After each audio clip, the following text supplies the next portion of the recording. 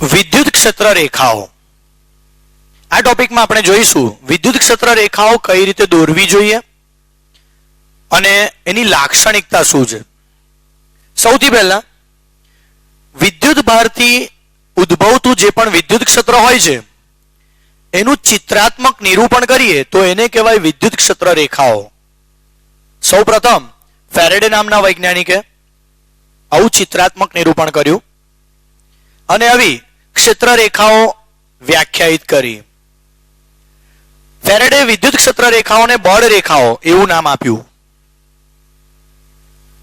વિદ્યુત ક્ષેત્ર રેખાઓ એ ખરેખર વિદ્યુત ક્ષેત્રમાં દોરેલો એક વક્ર છે અને એ એવો વક્ર છે કે જેના દરેક બિંદુ પાસે દોરેલા સ્પર્શકો તે બિંદુ પાસે વિદ્યુત ક્ષેત્રની દિશા દર્શાવે છે।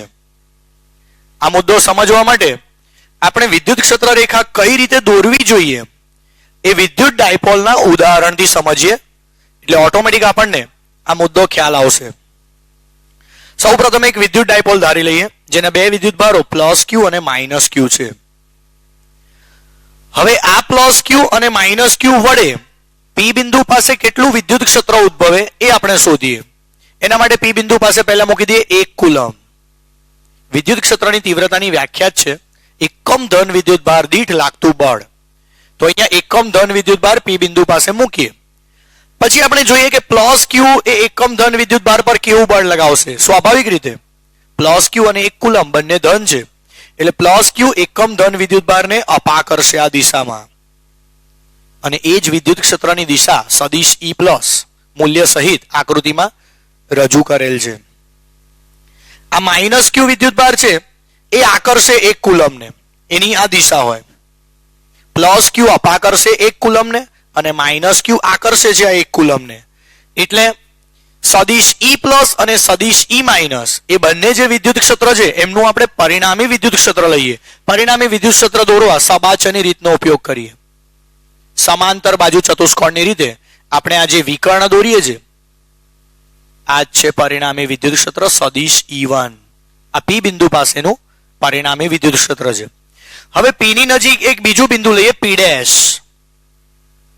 આ પી ડેશ બિંદુ પાસે પરિણામી વિદ્યુત ક્ષેત્ર શોધીએ તો ફરી વખત પી ડેશ બિંદુ પાસે 1 કુલમ મૂકેલો કલ્પીએ પ્લસ 1 કુલમ। ક્યુ બિંદુ 1 કુલમને આ દિશામાં અપા કરશે E પ્લસ અને માઇનસ ક્યુ એને આકર્ષે E માઇનસ। તો આ બંને E પ્લસ અને E માઇનસ નું પરિણામી વિદ્યુત ક્ષેત્ર શોધીએ સબાચની રીતે તો આપણને સદિશ E2 કંઈક આ પ્રમાણે મળે નીચે તરફ।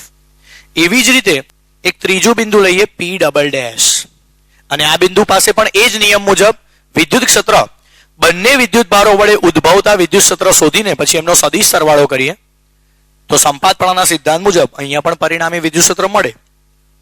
પ્લસ ક્યુ અપા કરશે છે અને માઇનસ ક્યુ એને આકર્ષે છે તો પરિણામી વિદ્યુત ક્ષેત્ર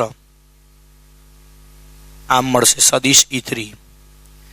એનો મતલબ કે વિદ્યુત ક્ષેત્ર સદિશ E1 સદિશ E2 અને સદિશ E3 આકૃતિમાં દર્શાવ્યા મુજબના છે।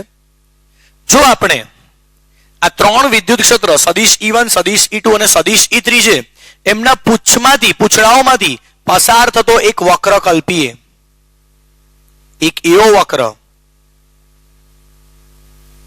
કે આ ત્રણ વિદ્યુત ક્ષેત્ર આ વક્રના સ્પર્શકો બની જાય। સદિશ E1 એ પણ આ બિંદુ પાસે દોરેલો સ્પર્શક છે, સદિશ E2 એ પણ આ વક્રને P' બિંદુ પાસે દોરેલો સ્પર્શક છે અને સદિશ E3 એ પણ આ વક્રને P' પાસે દોરેલો સ્પર્શક છે। તો આવો કોઈ એક વક્ર આપણે ત્રણના પુચ્છમાંથી પસાર કરીએ સદિશ E1 સદિશ E2 અને સદિશ E3 તો આ જે વક્ર દોર્યો એને જ કહેવાય વિદ્યુત ક્ષેત્ર રેખા।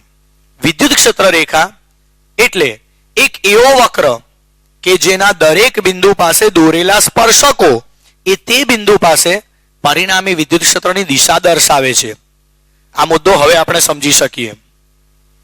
આ રીતે વિદ્યુત ક્ષેત્ર રેખાઓ દોરવી જોઈએ। વિદ્યુત ડાયપોલ વડે ઉદ્ભવતી વિદ્યુત ક્ષેત્ર રેખાઓ આપણે આ પ્રમાણે આગળ વધારી શકીએ। નિયમો પ્રમાણે એ વિદ્યુત ક્ષેત્ર રેખાઓ આપણને આવી મળશે। એટલે વિદ્યુત ક્ષેત્ર ને રજૂ કરતી આ વિદ્યુત ક્ષેત્ર રેખાઓ એનું એક ચિત્રાત્મક નિરૂપણ છે. વિદ્યુત ક્ષેત્ર વાસ્તવિક છે એને રજૂ કરવા માટે આપણે આવી ફિલ્ડ લાઇન્સ બોર્ડ રેખાઓને વ્યાખ્યાયિત કરી છે. તો હવે આપણે જોઈએ વિદ્યુત ક્ષેત્ર રેખાઓની લાક્ષણિકતાઓ. ધન વિદ્યુત ભારમાંથી વિદ્યુત ક્ષેત્ર રેખાઓ નીકળતી હોય એ રીતે ડ્રો કરવી પડશે અને ઋણ વિદ્યુત ભારમાં એ અંત પામશે, એમાં દાખલ થશે અને એનો એન્ડ આવશે, વિરામ પામશે. તો પહેલી લાક્ષણિકતા આ છે, ધન વિદ્યુત ભારમાંથી વિદ્યુત ક્ષેત્ર રેખાઓ નીકળે છે અને ઋણ વિદ્યુત ભારમાં અંત પામે છે. બીજો મુદ્દો જે આપણે હમણાં જ જોયો, વિદ્યુત ક્ષેત્ર રેખાને કોઈ પણ બિંદુ પાસે દોરેલો સ્પર્શક એ તે બિંદુ પાસે પરિણામી વિદ્યુત ક્ષેત્રની દિશામાં હોય છે. આ મુદ્દો કઈ રીતે ક્ષેત્ર રેખાઓ દોરવી જોઈએ એ સમજતી વખતે આપણે જોયો. ત્રીજો અને અગત્યનો મુદ્દો, બે વિદ્યુત ક્ષેત્ર રેખાઓ એકબીજીને છેદતી નથી. જે પ્રમાણે તરલ વહનવાળા ચેપ્ટરમાં આપણે ભણ્યા હતા કે બે ધારા રેખાઓ કદી એકબીજીને છેદતી નથી. આપણે ધારારેખી વહન અને વહન નળી વ્યાખ્યાયિત કર્યું હતું.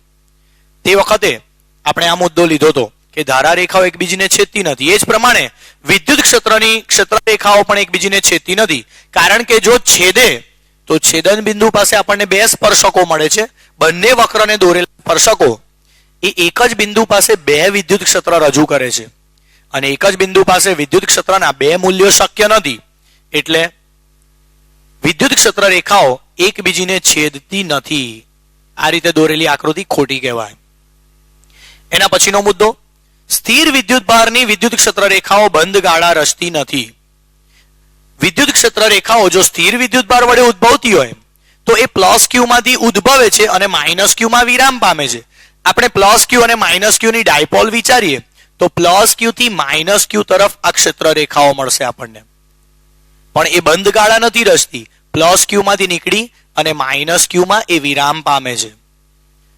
ફરી માઇનસ ક્યુ થી પ્લસ ક્યુ એ નથી જતી, બંધ ગાળા રચતી નથી એમ કહી શકાય. નેક્સ્ટ મુદ્દો, કોઈ વિસ્તારમાં વિદ્યુત ક્ષેત્ર રેખાઓનું ચોક્કસ રીતે રજૂ કરેલું વિતરણ એ તે વિસ્તારમાં વિદ્યુત ક્ષેત્રની તીવ્રતાનો ખ્યાલ આપે છે. દાખલા તરીકે વિદ્યુત ક્ષેત્ર અસમાન હોય તો એની ક્ષેત્ર રેખાઓ આ રીતે રજૂ કરી છે.